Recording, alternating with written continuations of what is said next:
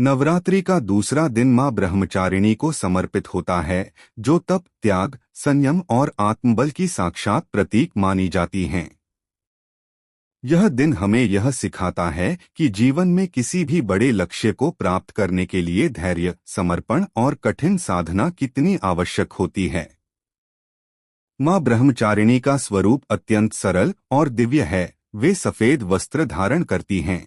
उनके दाहिने हाथ में जपमाला और बाएं हाथ में कमंडल होता है और वे नंगे पांव चलती हुई दिखाई देती हैं, जो उनके तपस्विनी जीवन का प्रतीक है। ब्रह्मचारिणी शब्द का अर्थ है ब्रह्मा यानी तप या परम सत्य का अनुसरण करने वाली, और चारिणी यानी आचरण करने वाली, अर्थात जो तप और साधना के मार्ग पर निरंतर चलती रहती हैं। पौराणिक कथाओं के अनुसार मां ने अपने पूर्व जन्म में पर्वतराज हिमालय के घर जन्म लिया और बचपन से ही उनका मन भगवान शिव को पाने के लिए समर्पित था। उन्होंने कठोर तपस्या का मार्ग चुना, कई वर्षों तक केवल फल फूल पर जीवन बिताया, फिर पत्तों का भी त्याग कर दिया और अंत में बिना अन्न और जल के हजारों वर्षों तक तप किया। उनकी इस अटूट भक्ति और कठिन साधना से समस्त देवता, ऋषि मुनि और स्वयं ब्रह्मांड तक प्रभावित हो उठा। अंततः उनकी तपस्या से प्रसन्न होकर भगवान शिव ने उन्हें अपनी अर्धांगिनी के रूप में स्वीकार किया। यही कारण है कि मां ब्रह्मचारिणी को दृढ़ निश्चय, त्याग और भक्ति की देवी कहा जाता है। द्वितीय नवरात्रि के दिन उनकी पूजा विशेष फलदायी मानी जाती है। इस दिन प्रातःकाल स्नान करके स्वच्छ वस्त्र धारण करना चाहिए। पूजा स्थान को शुद्ध करके मां की प्रतिमा या चित्र के सामने दीप प्रज्वलित करना चाहिए। चंदन, अक्षत, पुष्प अर्पित करने चाहिए और विशेष रूप से गुड़ या मिश्री का भोग लगाना चाहिए। इसके बाद श्रद्धा और भक्ति के साथ ओम देवी ब्रह्मचारिणे नमः मंत्र का जाप करना चाहिए, जिससे मन की एकाग्रता बढ़ती है और आत्मबल मजबूत होता है।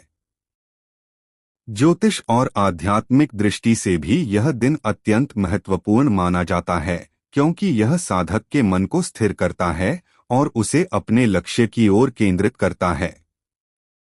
ऐसा कहा जाता है कि जो भी व्यक्ति सच्चे मन से मां ब्रह्मचारिणी की पूजा करता है, उसके जीवन से भय, अशांति और बाधाएं दूर होती हैं और उसे सफलता प्राप्त करने की शक्ति मिलती है।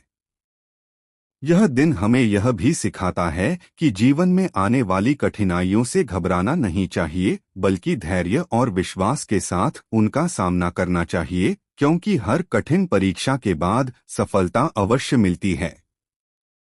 वर्तमान समय में जब लोग जल्दी परिणाम चाहते हैं और धैर्य खो बैठते हैं, तब मां ब्रह्मचारिणी का संदेश और भी अधिक प्रासंगिक हो जाता है। वे हमें याद दिलाती हैं कि सच्ची सफलता वही है जो कठिन परिश्रम, अनुशासन और निरंतर प्रयास से प्राप्त होती है।